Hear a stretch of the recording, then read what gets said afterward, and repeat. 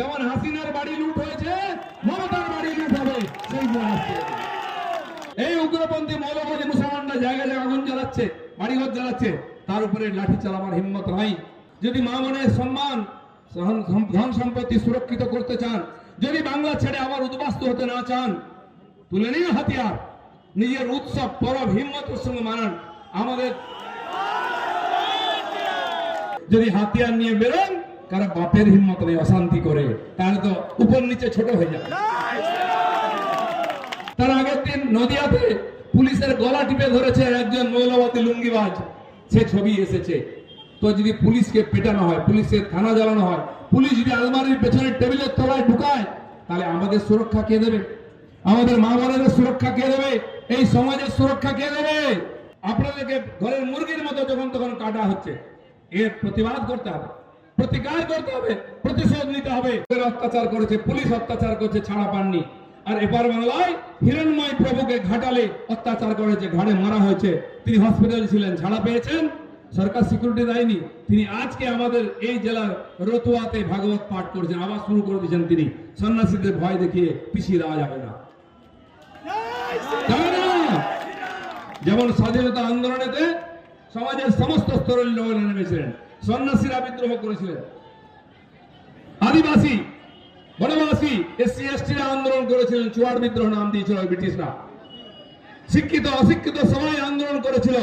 আজকেও বাংলায় যে হিন্দু জাগরণ চলছে, সেখানে আমাদের মতো রাজনৈতিক কর্মী থেকে আরম্ভ করে, আদিবাসী থেকে আরম্ভ করে, সাধু সন্ন্যাসী সবাই এগিয়ে আসছেন। দেখুন, আমাদের কথা শুনে মহারাজ নন্দী চলে আসছেন। শিবের বাহন মহাদেব তার নন্দীকে পাঠিয়ে দিয়েছেন আপনাদের সঙ্গে, ভয় পাবেন না। তাই বন্ধুগণ, আজ আমরা রাস্তায় নেমেছি, এখানকার এই দুর্নীতি, যার কারণ হচ্ছে এই 26,000 শিক্ষকের চাকরি যাওয়া। এখন হাজার হাজার শিক্ষক 4 বছর 5 বছর কলকাতার রাজপথের ধারে বসে বসে ধর্ণা দিচ্ছেন, তাদের ভবিষ্যৎ অন্ধকার হয়ে যাচ্ছে।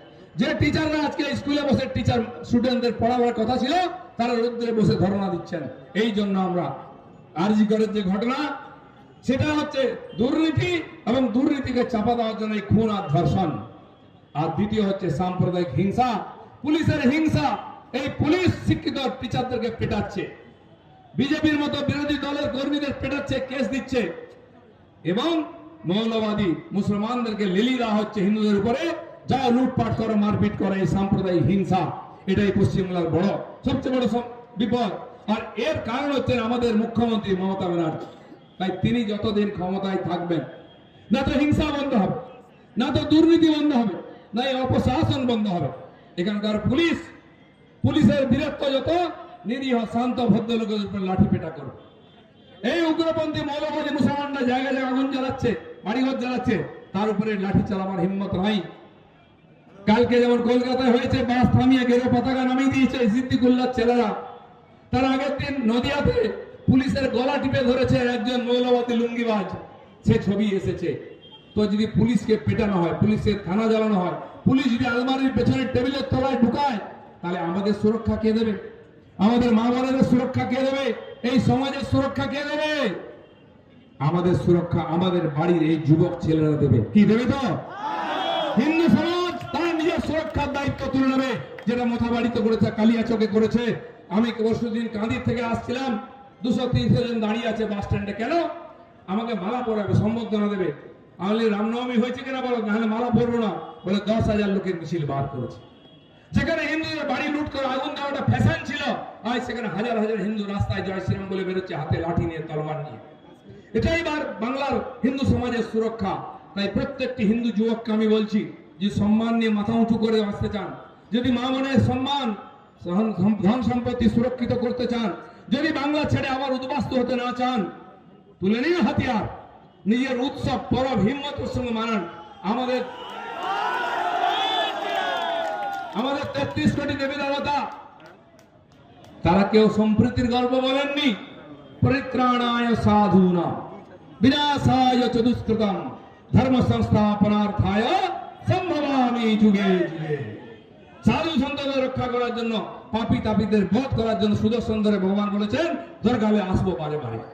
তার বংশধর সেই শ্রীকৃষ্ণ, তিনি সম্প্রীতির বার্তা বলেননি। বলেছিলেন যে যুদ্ধ করো না, তোমার ক্ষতি হবে, কিন্তু উনি বলেছেন, যখন বলেছিল বিনা যুদ্ধ নাই দেব সুচাগ্র মেদিনী, উনি বললেন অর্জুন আক্রমণ। শুরু হয়ে গেছে। আর তিনি যুদ্ধ, মায়ের পেট থেকে জন্মেই যুদ্ধ করেছেন। 6 দিন বয়সে পুতনাকে বধ করেছিলেন। 6 দিন বয়সে একটা খুনিকে আমরা পুজো করি, যে হাতে সুদর্শন নিয়ে দাপিয়ে বেড়াচ্ছে। যে হনুমানজি হাতে গদা ছাড়া রাস্তায় বেরোয় না, যে রাম তীর ধনুষ ছাড়া বাড়ির থেকে বেরোতেন না, যে বলরাম লাঙ্গলটাকে অস্ত্র করেছেন, যে পরশুরাম তার সেই অস্ত্র নিয়ে বেরিয়েছেন, এরা আমাদের মহাপুরুষ। মা দুর্গা 10 হাতে 10 প্রহরণী ধারিণী, মা কালী হাতে হাতিয়ার আছে, আপনারা তার পুজো করেন। নিরীহ সন্তোষী বা ইতু বা ভাদু পুজো এ পরে চলে এসছে। আমাদের আসল দেবতা আমাদের মা কালী দুর্গা, তাদের রূপ, তাদেরকে অনুকরণ করব। তাই রামচন্দ্রের শোভাযাত্রা বেরোবে, তীর ধনুক তলোয়ার নিশ্চয়ই হাতে থাকবে, নাহলে আপনি রামের ভক্ত নন। নিরামিষ রাম হয় না, ধর্মনিরপেক্ষ রাম হয় না, সম্প্রীতির রাম হয় না, শান্তির রাম হয়। তার জন্য ধনুষ বাণ আছে। ভগবান শ্রীকৃষ্ণের জন্মাষ্টমী হবে, হাতে সুদর্শন চক্র থাকবে, নাহলে আপনি হিন্দু নন, শ্রীকৃষ্ণ ভক্ত নন। মা কালীর পুজো হবে, ঘাচাং করে বলি দেওয়া হবে, তাহলে ওই পুজোর পুজো নয়। অনেক নিরামিষ আছে, এখন কুমড়ো বলি দেন, দরকার নেই, মা কুমড়ো চায় না, মা তো আস্ত পাঁঠা চায়। কাঁকর খাও, জয় মা কালী। তাই হিন্দু সমাজকে শক্তিশালী হতে হবে, সংগঠিত হতে হবে, শস্ত্রধারী হতে হবে। আমি আহ্বান করেছিলাম, শান্তি রক্ষা করার দায়িত্ব পুলিশের। হিন্দুর থেকে কখনো অশান্তি হয় না। ভগবানের হাতে হাতিয়ার আছে, হাতিয়ার নিয়ে শোভাযাত্রা করুন। হয়েছে বাংলায় গ্রামে গ্রামে, কোনো অশান্তি হয় না। যদি হাতিয়ার নিয়ে না বেরোন, অশান্তি হবে, অশান্তি করবে। যদি হাতিয়ার নিয়ে বেরোন, কারো বাপের হিম্মত নেই অশান্তি করে, তাহলে তো উপর নিচে ছোট হয়ে যাবে। তাই মালদা, মুর্শিদাবাদ, নদিয়া, দিনাজপুর এখানকার হিন্দু বাঘের মুখে বসে আছে। আপনাদেরকে ঘরের মুরগির মতো যখন তখন কাটা হচ্ছে, এর প্রতিবাদ করতে হবে, প্রতিকার করতে হবে, প্রতিশোধ নিতে হবে।